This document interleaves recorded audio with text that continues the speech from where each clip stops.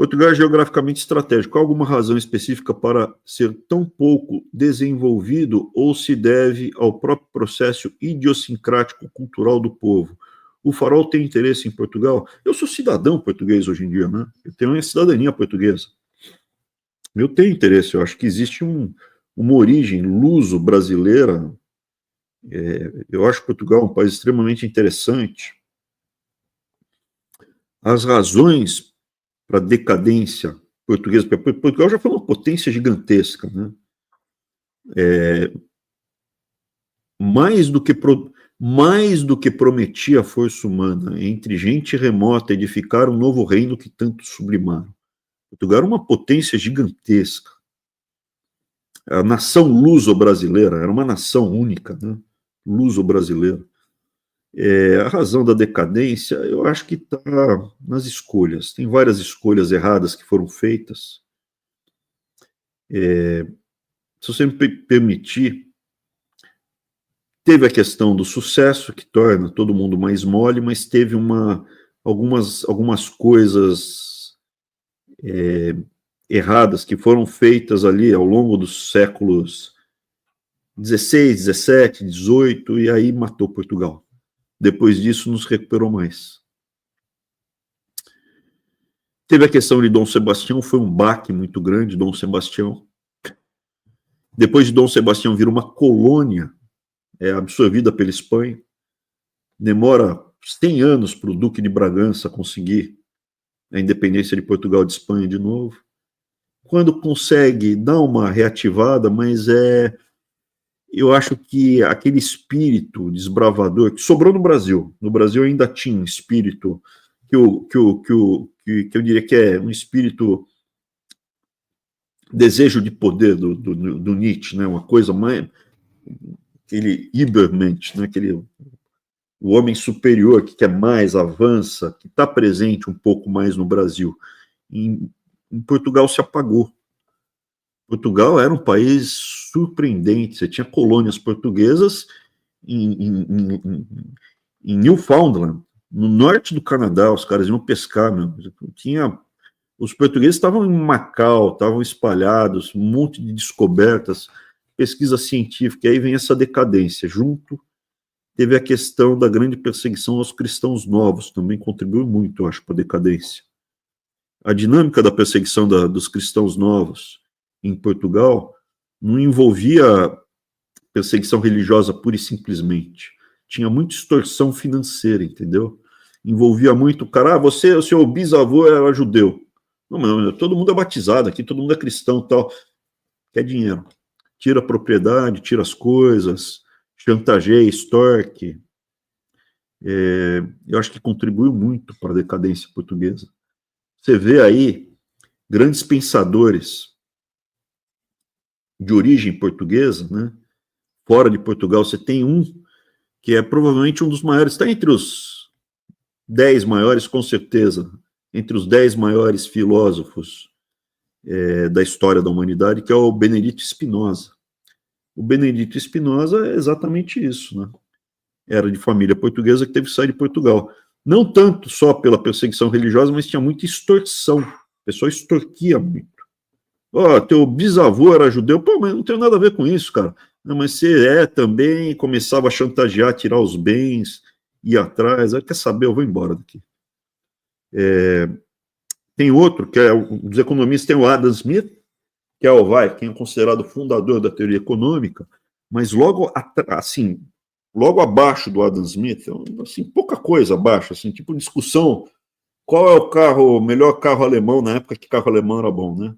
Qual é o melhor carro alemão, Mercedes ou BMW? Mercedes é melhor que BMW, mas BMW também era muito bom, né? Então, assim, que é o David Ricardo, que foi para a Inglaterra. Da Holanda, eles saíram de Portugal, foram para a Holanda, da Holanda foram para a Inglaterra.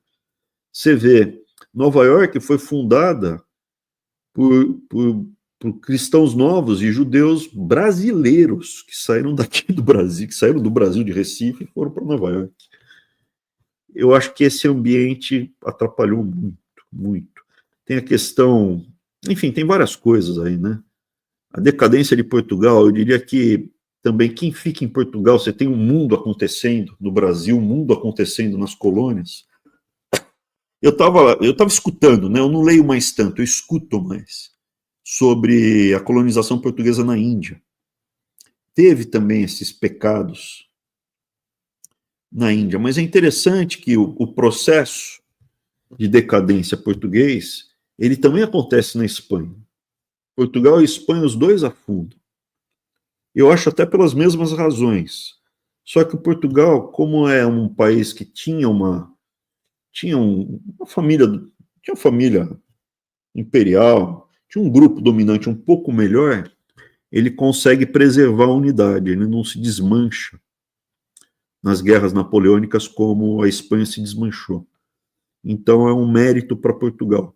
Portugal ele entra em decadência, mas ele não se desmancha.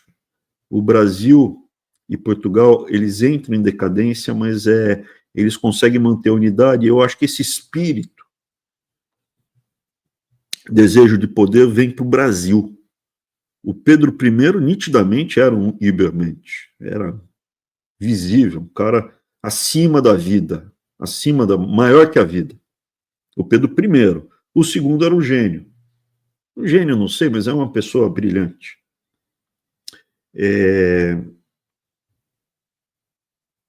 Havia um projeto de país que se perdeu. Eu não sei se foi a questão francófila, eu não sei se foi a questão do positivismo, se foi a questão... Difícil de atribuir a uma só. Se você lê os livros de Eça de Queiroz, você lê tipo os maias. Cara, você sente exatamente essa melancolia portuguesa derrotista, que tudo é para e vai, não sai do lugar, e que o Brasil não era assim. Ou pelo menos não o Brasil inteiro, né? O Brasil, se eu pegar São Luís, era meio assim. Mas o Eça de Queiroz descreve muito isso nos livros dele. A melancolia portuguesa. E hoje em dia é um país que não tem futuro, porque não tem mais criança, não tem mais jovem. Não quer dizer que seja uma nação fantástica com uma história fantástica. Eu acho que parte do resgate desse espírito passa em resgatar os Lusíadas. A importância dos Lusíadas no espírito. E os Lusíadas não é um livro gigante.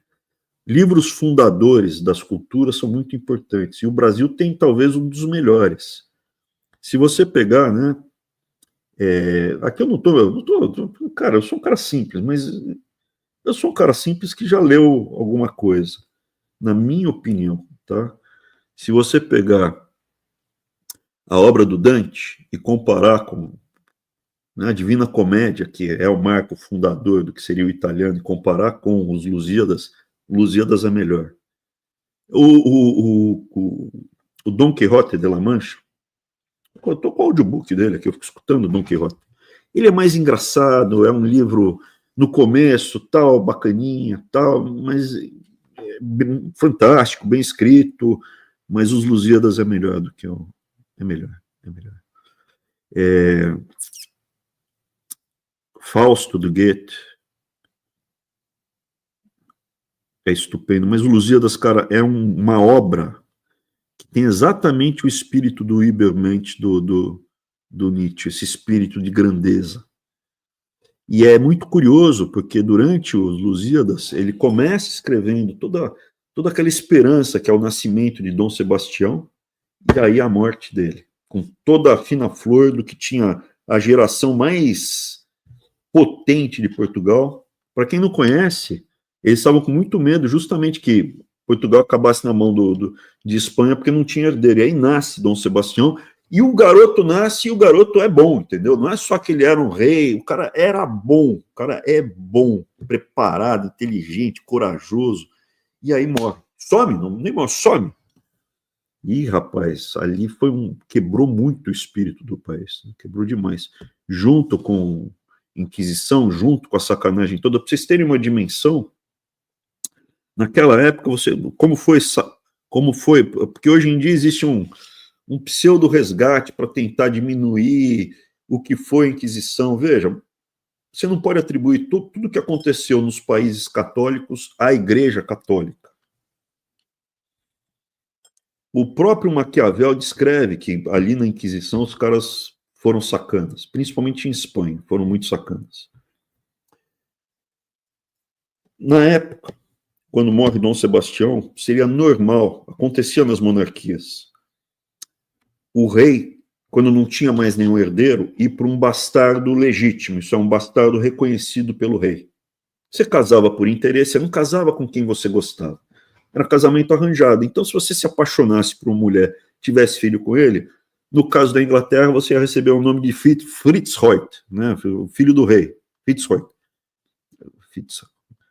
Você tem os nomes E no caso do Brasil, o rei conheceu uma judia no norte de Portugal, se apaixonou por ela, chamava Inês Isabel. O pai dela era Pedro e era judeu. O primeiro duque de Bragança, Dom Afonso, ele era filho de mãe judia. A irmã dele, que era Isabel, a irmã era Isabel, foi para um convento de freira, mas ela, tecnicamente, eram judeus. E aí, quando morre Dom Sebastião, falou, não, vamos passar para os Bragança, que eles são primos, é o mais próximo de sangue, não pode. E o Duque de Bragança, o pai gostava da mãe do Duque de Bragança, apaixonado e tal, e deixou abaixo do rei o Duque, né? Coisa mais alta que tem, seria natural ir para o Duque. O argumento usado por Espanha é porque não podia, porque tinha sangue infecto. E aí, Portugal, infecto de judeus. E aí Portugal entra numa decadência vertiginosa. Para o Brasil, é uma coisa interessante, porque como misturou Portugal e Espanha, as fronteiras naquele período, para o Brasil, puderam ser expandidas. Você podia entrar para dentro do que seria o território espanhol sem uma resistência tão grande, né? Enfim, é isso, tá? Não tenho uma resposta tão clara. Leia essa de Queiroz, leia. Eu não curto tanto, é muito detalhista, mas ele passa bem esse espírito. Eu acho que foi uma coisa de espírito, quebrou o espírito. Eu acho que uma grande nação é feita do momento, do espírito, de um desejo de ser grande. Uma grande nação, você precisa ter o desejo de ser grande. E Portugal perdeu esse desejo. Em algum momento do século XVII, Portugal perdeu completamente o desejo de ser grande. O Brasil, ele precisa desenvolver esse desejo de grandeza. Que é o oposto das músicas que eu critico tanto, né? Eu só quero ser feliz, morar alegremente na favela em que nasci, só fé, leitinho das crianças, o mé e o mods da mulher, entendeu? Isso é o oposto. Você precisa ter o mais, o além. O lema de Espanha, quando era uma grande nação, é plus ultra. Eles dominaram toda a Península Ibérica. Quando chegaram até o final, pegaram Granada e falaram, agora não tem mais nada. Escreveram non plus ultra, nada além disso. Nada, a gente não consegue fazer mais do que a gente conseguiu. Fizemos tudo. Saímos lá do norte da Espanha, conquistamos, retomamos toda a Espanha da mão dos mouros. E logo em seguida descobrem as Américas. Daí eles tiram o não e fica só plus ultra, além, mais, rumo ao infinito. Né? Então esse desejo de grandeza é fundamental, que é o que você vê numa mente visionária. Eu tenho um monte de críticas ao Elon Musk, mas ele tem uma métrica, não adianta também, né, o Bolsonaro falar, nós vamos para Sagitários, né? Não vai.